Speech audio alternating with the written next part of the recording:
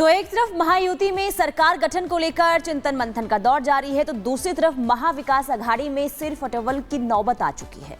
दरअसल महाविकास अघाड़ी की जो हार हुई है विधानसभा में महाराष्ट्र चुनाव के दौरान, अब इसे लेकर महाविकास अघाड़ी यानी कि उद्धव जो गुट है वो कांग्रेस को जिम्मेदार ठहरा रहा है और इसे लेकर अब उद्धव जो है वो लगातार महाविकास अघाड़ी से अपने ही नेताओं पर पार्टी से निकलने का दबाव बना रहे हैं। पूरी खबर विस्तार से आपको रिपोर्ट के जरिए दिखा रहे हैं।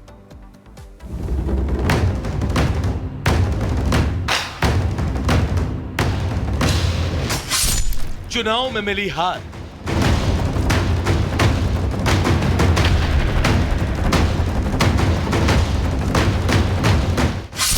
एमवीए में बड़ी तकरार,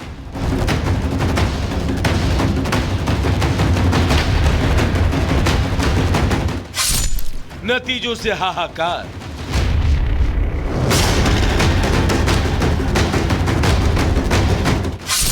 आरोपों की बौछार,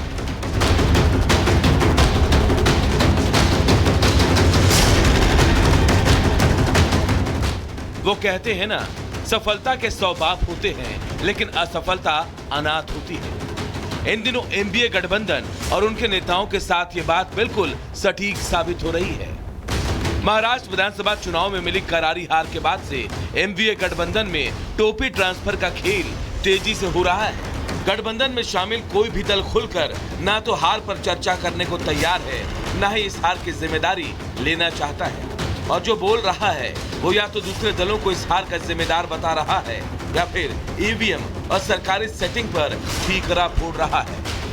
उद्धव गुट तो अब खुलकर कांग्रेस के खिलाफ खड़ा हो गया है और इस हार के लिए कांग्रेस को जिम्मेदार ठहरा रहा है।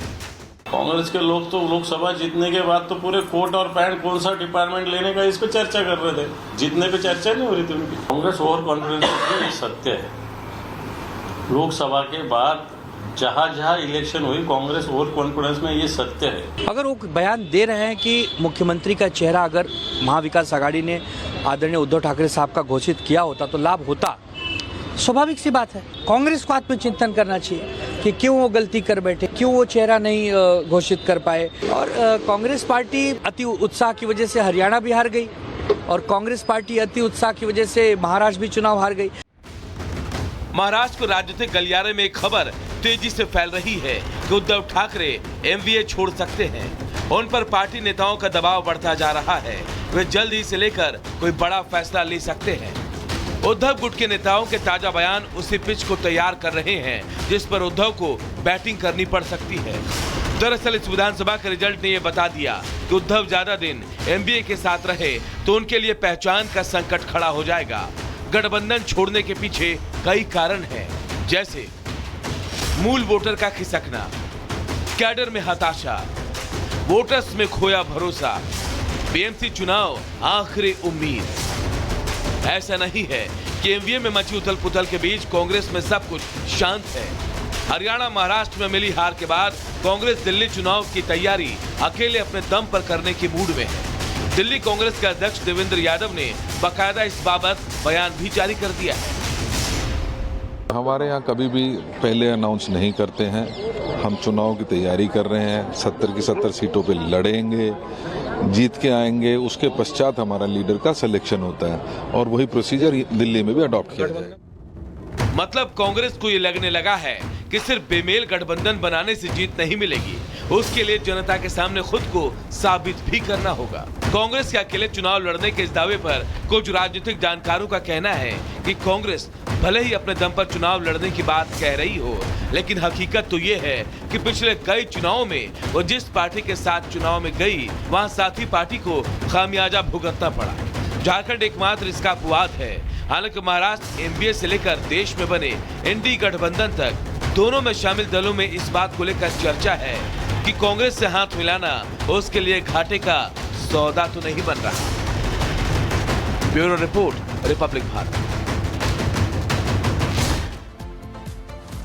तो क्या महाराष्ट्र में महाविकास अघाड़ी के बीच अब टूट देखने को मिल सकती है। सवाल इसलिए उठने लगे हैं क्योंकि जो नतीजे निकलकर सामने आए हैं, इसके बाद महाविकास अघाड़ी में लगातार टेंशन का माहौल देखने को मिल रहा है। खास करके अगर हम उद्धव की बात करें तो वो कांग्रेस को हार का जिम्मेदार ठहराते हुए नजर आ रहे हैं।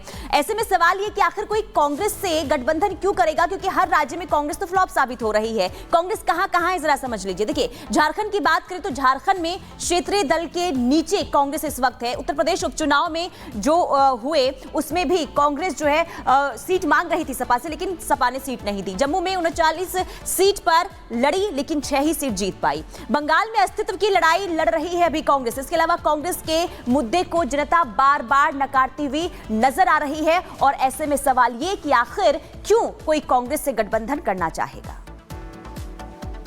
और अब संभल की बात करेंगे। संभल जामा मस्जिद विवाद 2 मोर्चों पर लड़ा जा रहा है। एक तो कोर्ट है, दूसरा सियासी मोर्चे पर, जहां सुप्रीम कोर्ट की तरफ से मुस्लिम पक्ष को हाई कोर्ट भेज दिया गया है। वहीं समाजवादी पार्टी पीड़ित परिवार से मिलने की लगातार जिद पर अड़ी हुई है, लेकिन प्रशासन की तरफ से किसी भी तरीके के सियासी पर्यटन को मना कर दिया गया है, उस पर रोक लगा दी गई है। ऐसा लगता है कि यह विवाद अभी हाल फिलहाल थमने वाला नहीं है। रिपोर्ट आपको दिखाते हैं।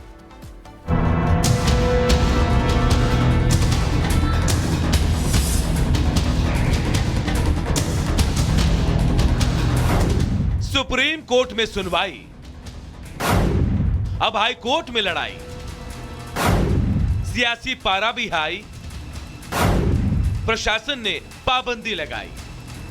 संभल में हिंसा के दिन के बाद से ही हर रोज नए नए विवाद पैदा हो रहे हैं। विवाद जिला कोर्ट से शुरू होकर हिंसा के बाद सुप्रीम कोर्ट की दहलीज तक पहुंच गया और सुप्रीम कोर्ट ने दोनों ही पक्षों को अपना आदेश बारी बारी सुना दिया। जब तक इलाहाबाद हाई कोर्ट कोई आदेश जारी ना करे, तब तक निचली अदालत सुनवाई ना करे। साथ ही सुप्रीम कोर्ट ने मुस्लिम पक्ष को हाई कोर्ट जाने को कहा। मामले की अगली सुनवाई अब 8 जनवरी से पहले होगी। तब तक